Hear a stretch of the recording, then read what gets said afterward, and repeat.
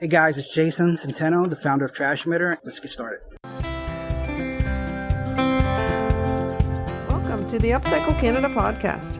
I'm Jennifer, and together with my husband Dave, we started with an idea, worked on it as a side hustle, and grew it into our first eco-friendly store. At Upcycle Canada, we repurpose, refinish, and reuse discarded items, giving them new life. Sit in on the conversation as we continue to grow from a small side hustle into something much more. Special guests will drop by and share their journey with you as well. This is the most eco-friendly small business podcast in your favorites. This is Upcycle Canada, where yesterday's items are reborn. Let's do this. So on Upcycle Canada podcast today, I have with me my guest Jason is here to talk about Trashmitter, the everyday is a trash day solution, great for Airbnbs and people who need garbage pickup now, not next Tuesday. It's Trashmitter. It's available on the App Store for Google and Apple. I love this idea about being able to have your trash picked up when you need it picked up. And I see a review here from Alisa Hester. I run several Airbnbs, and Trashmitter has made my life managing them so much better, easier. It's been an invaluable addition to my business. 5-star rating. Jason's here with us today. Glad to have Jason here. We're going to talk a little bit about Trashmitter. Here we go. Hey, welcome to the podcast, Jason. Nice to have you here. Let's bring everybody up to speed. Let's let people in on behind the scenes of what's going on in your home. Well, I'll clue you into some of this stuff in the background as I go through that. So, my story, I am a retired firefighter from Philadelphia. COVID, I'll just say that, made it so that I wanted to move. And call me a political refugee, whatever. Point is, I got tired of what was going on in Philly and where things were headed. And we were fortunate enough to have been able to acquire a house a little bit before everything hit, so the prices weren't jacked up. And we just decided to, instead of turn it into a short-term rental, move right into it and just leave everything behind. And, it wasn't the plan, but that's what we did, leap of faith, and it worked out. So over that, when I did that, I kind of decided to just put everything behind me and kind of start fresh. I was like, what do I want to do in my life?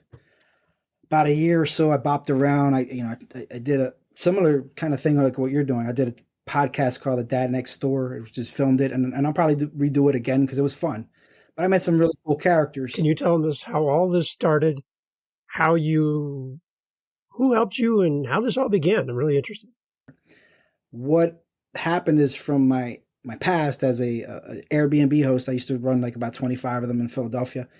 I had this really big problem with trash because when you live in an urban environment, space is at a premium. So where you might be in Florida, you got a garage, you got a side yard, you got all these places you can put stuff. In Philly, especially if you have a triplex or a duplex, you don't get garages. You barely get a parking space. You might have a yard. You might not. You might have an alleyway. You might not. You might have none of that. So, Jason, what does Trashmitter help solve for like people in Airbnbs and stuff? How does it work? So storing trash becomes a big problem. Now, for a regular residential long-term renter, you figure it out. But what ends up happening when you're in the hospitality business, that's what Airbnb and short-term rentals is, you end up generating more than a normal amount of trash because when people go on vacation, they eat out a lot, not for nothing, but they'll, a bunch, buy stuff and, it's the wrappings from the gifts, whatever. Point is, they generate 2 to 3x the amount of time of trash. So if your trash system is already kind of not great, and it isn't in Philly, if you know anything about Philly, it's going to break the system. So, Jason, having your own Airbnb, you start to notice problems. Then what are some of the problems that you're seeing that impacted you and kind of forced you to create this? What ended up happening was I ended up getting problems, pissing off neighbors, fines from, city people going by and seeing trash out.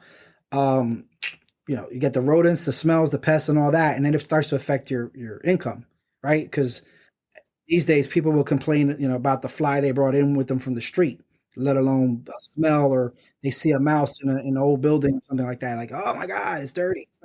This is what it is in big cities, right? Like go anywhere in the world and you'll see evidence of that stuff in the old buildings. Well, you can't tell them anything. You just have to figure out ways around it. So tell me about like the early days, Jason, of how this kind of happened, and did it work right off the bat, or did you have some struggles getting it off the ground? I had a system where I was using a neighborhood guy, and I had a trash system. This trash system didn't work because it depended on people who were, God forbid, people that were not as reliable in the beginning and the end as they were in the beginning, because for whatever substance abuse or other things going on in their life, they forget when you pay them, and then they try to fight you about it, and they end up, you got to let them go, and then they start doing spiteful things like throwing more trash. So this whole thing escalated and just pissed me off to the point it was like, I need to fix this problem. Well, I left Philly, but the idea stuck, and I ended up meeting my co-founder Jarrett, and I told him about my idea, and he already had a successful tech company. He was like, well, here's some steps that how we vet ideas. Yeah, I'm curious to hear what some of these ideas are from Jared. Like how do you take an idea and turn it into something? This is interesting. So what are some of these steps? What's your business plan? Market, what's the market look like? How would you solve this problem, that problem? Put it all together in a document. And I never did that before. I was just, I'm an entrepreneur, but I don't necessarily have tech company sort of chops. Not dumb about it. I just, I'm not a coder or a programmer. So anyway, I did what he asked, and they saw it, and they loved it, and they decided to come on board with me. So I'm a non-tech co-founder, but I have a team that creates the tech, and we came up with an app called Trashmitter, which is basically like Uber for trash. Uber for trash. I like that. We have a very specific lane, and it's 2 to 10 bags. And the reason is because we don't want any bigger equipment. We don't want trucks. We don't even want to take anybody else's business. We want to partner with everybody and close the gap that causes the trash in the first place not to be picked up. The big trucks can't get down the little streets, or they're on a schedule, or there's construction, or COVID, a million different reasons why you can't get regular service. Well, I consider, I created a plan B for all overflow situations where if you can't get it when you need it, you miss a day, your foot is broken and you can't get it out to the curb in time. You have a party over the weekend or fish fry and you can't have it stinking up your garage and they skip you because it's the holiday. All these different reasons. You can just hit our app, boom, boom, like Uber for trash. We'll pick up 2 to 10 bags. It'll be out of there. And we do a flat per bag fee. So you don't have to sit there and worry about getting pricing from different people, waiting for callbacks if they're even working. We're every day is trash day with us, even Sundays. So somebody will come and get that stuff from your Airbnb, from your short-term rental. If you're a property manager, you have a turnover over the weekend and you got a guest coming Monday, but your last people didn't broom sweep like they were supposed to, your last renters. And now there's like 5 or 6 bags of trash there you got to get rid of. Nowhere to put it because the dumps are closed. You call us. So we're like a perfect plan B for anything trash related. So you've identified the problem, Jason. Now, what is the plan going forward with this? How does this all kind of take shape? And the idea is this. We plan on linking all the different kind of companies that you would be looking for and just becoming an umbrella for all of those, where we handle the 2 to 10 and the junk, the 1-800 junk guys, everybody else, they handle everything outside of that. But you only need to go to one place to get all of that. That's kind of what we're going to create in the world. So Jason, do you have to have a car to do this? Like a truck? Like what's involved? You have a car, you don't have a car. There's going to be functions for everybody. So ideally, it's the democratization of the entire waste management system and the gamification of it. And, obviously we actually plan to be an engine for change in the world, but it starts with this particular economic model.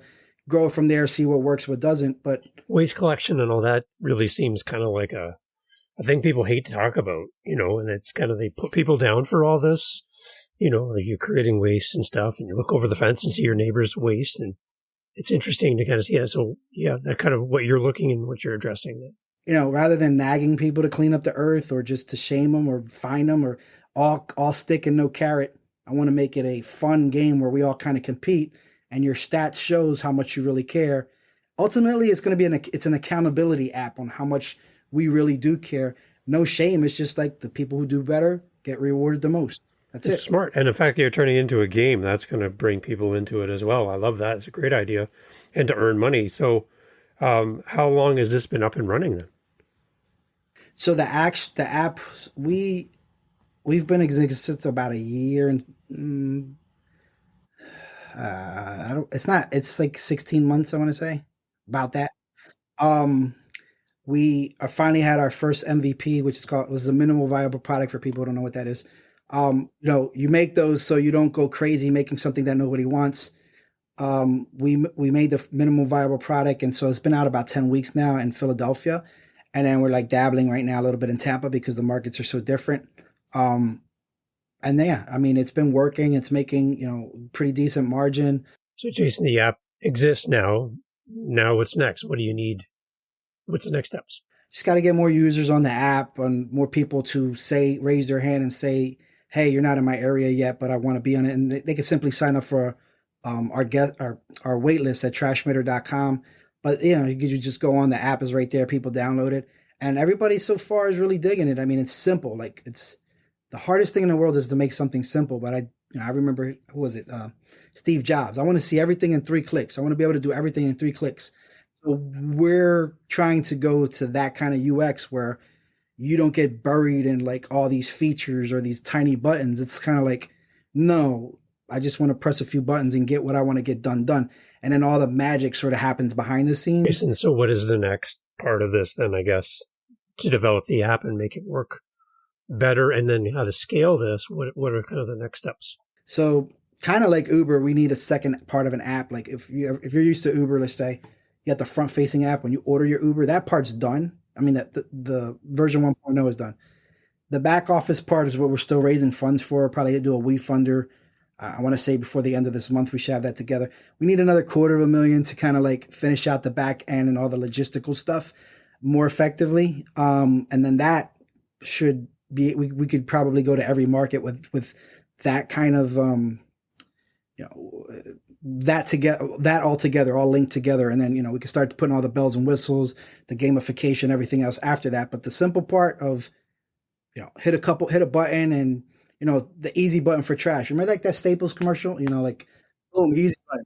I actually want to make one of those for your refrigerator. You could be like, I got trash, and just hit it and it would turn your app on, and then you could do the rest. I thought that would be cool. But, yeah, like that's it. We're trying to keep it dead easy in the beginning, get people into it, get them liking the reason, the culture, the reason why we do it. I like to say that our guys are not trash collectors. They're eco-medics. I love how you call it eco-medics. That's a really great term. That's really neat. We respond because I'm a firefighter, right? So first responders, we go out there and what we do is called triage. We check out the situation. Everybody's screaming. You got to go check the person who's not screaming. They're probably the most hurt. So you go look, you assess the situation, you go handle the immediate emergency. In this case, it would be trash on the street that's, sitting there too long. You take it out of there, you get it to, and for us, it was the hospital. But for our guys, is you get it to where the experts can take care of it, which is, dumps everywhere that they can do their job. And for me, that's going to have the greatest effect because all the weather, the degradation, the things that happen, like when you're not looking, the birds, like they're crazy in Florida. The crows here will go through your stuff, pick your whole trash car. They're super smart. They know how to get in your trash cans and take stuff out. Bears, squirrels, whatever, dogs, rats. Like the longer it's out there, the longer, even you might do the right thing, but like, the stuff spreads and then the wind takes it and now it's in your lake and now it's in your gardens and your woods and in the ocean. And now we got to pay $9 billion a year just to keep stuff cleaned up. Like it's just the collateral, like, that spread, that creep, that's why I say eco-medics. We stand to stop it as early as possible so that the collateral effect over the next couple of years is like, whoa, I noticed there's less in the ocean. There's less for us to pick up like that. And then the rest of the work, the rest of it is like getting people to get into picking it up versus, just walking and watching it blow by and like, I ain't got no reason to pick that up. Well, guess what? Now you might have a reason because you want to save some points. You want to get some points for this thing. So yeah, that's kind of the game plan. So my thanks to James for being part of the podcast today. Transmitter.com is a website, and you can find the app on the Apple Store and Google Play. Go check it out. It has some really cool functions, and I'd love to see everyone kind of take a look at this and reach out to Jason through the app and through the website and let him know that you heard about this on the podcast. We're all about reducing garbage and being the solution in life. And I love seeing somebody with a creative edge coming up with an answer to a unique problem. So if you're in Philly, if you're in Florida and beyond, check out trashmitter.com. Trashmitter.com. Thanks, Jason. This has been the Upcycle Canada podcast. Thanks for listening today. We appreciate your feedback and would love to connect with you. Email your questions, comments, or suggestions to upcyclecanadapodcast@gmail.com. To find out more about our business and access links to all our social media sites, podcast notes, and more, please visit upcyclecanada.ca. A review of this episode on the podcast app of your choice is always appreciated. Please help us build this community by sharing our podcast with your family and friends. Our thanks to Jacob Moon for the instrumental backing track used in this podcast. Please visit jacobmoon.com for more on this talented Canadian artist. Join us again for more great topics, ideas, and practical steps to help you in your daily life. Thank you for listening. Let's keep this conversation going.